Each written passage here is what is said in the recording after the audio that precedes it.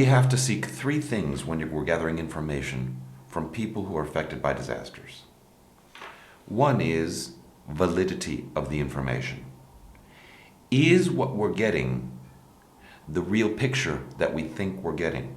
In other words, are we asking, or are people answering, the thing that we think they're answering? For example, if we want to know whether people are in need of food, you cannot ask, do you need food? Almost everyone will say that they need, and they need, but that's not what we're really looking for. If they have food in the house, that's different than a family who's lost all their food stocks. So you better get specific, depending on the nature of the emergency, the nature of the life of people there. In the Pakistan flood, a lot of people had no food, had to flee without any food. We could find out how long the food stocks that they had would last. They knew very well from having carried it with them if they had food for 1 day, no day, or a week.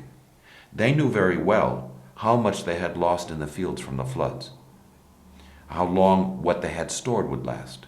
Well, we don't want to ask all these things if we're doing it quick, right away after a disaster.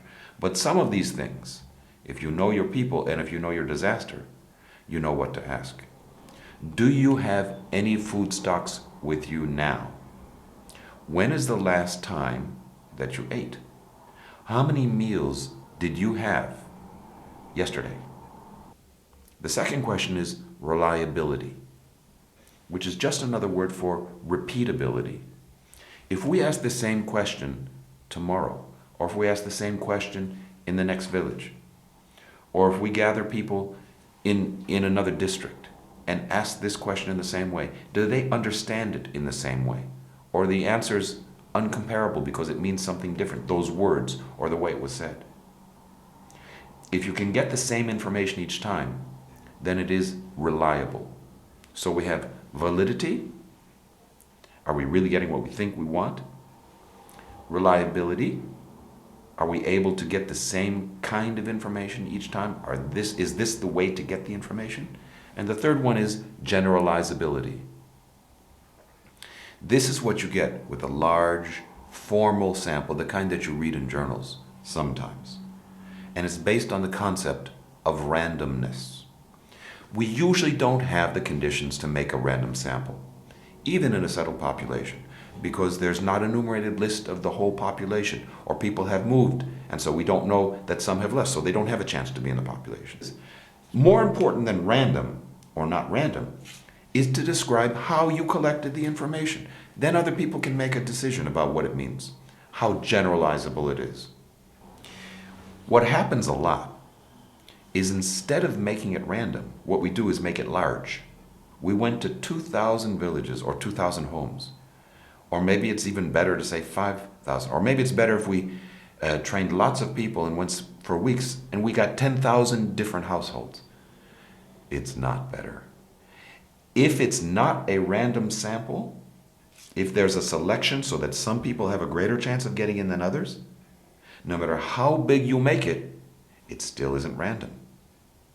So it's better to think carefully about who should be in your sample and describe them accurately. Of course, you can't take information just from 4 or 5 people. Depending on what you're doing and how you're doing it, you probably ought to have a sample of 30 to 50 communities or individuals. What I mean usually is households then. One of the things we did in Pakistan after the floods was we tried to identify people in different living arrangements. We didn't have a random sample, but from the sample we could reach, you could compare different kinds of people. People who had no shelter, were right on the road, people who were still in their homes, and people who were in the homes of other people. We did that because we thought that would show differences between groups of people. And this is one of the key points here in making comparisons.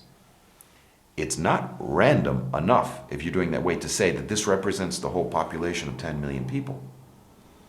But we can say, we couldn't get beyond the end of the road because of the flooding, because of the vehicles, because of time, whatever.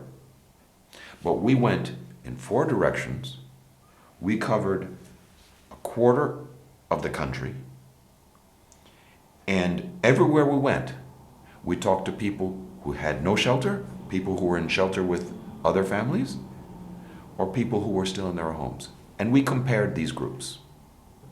In this case, I'm giving one example where even though we didn't have precise measures, and even though we didn't have a statistically valid sample for randomness, we found very big differences that were consistent wherever we went in one zone and in another zone, consistent across people who were in their homes, in other people's homes, or without shelter.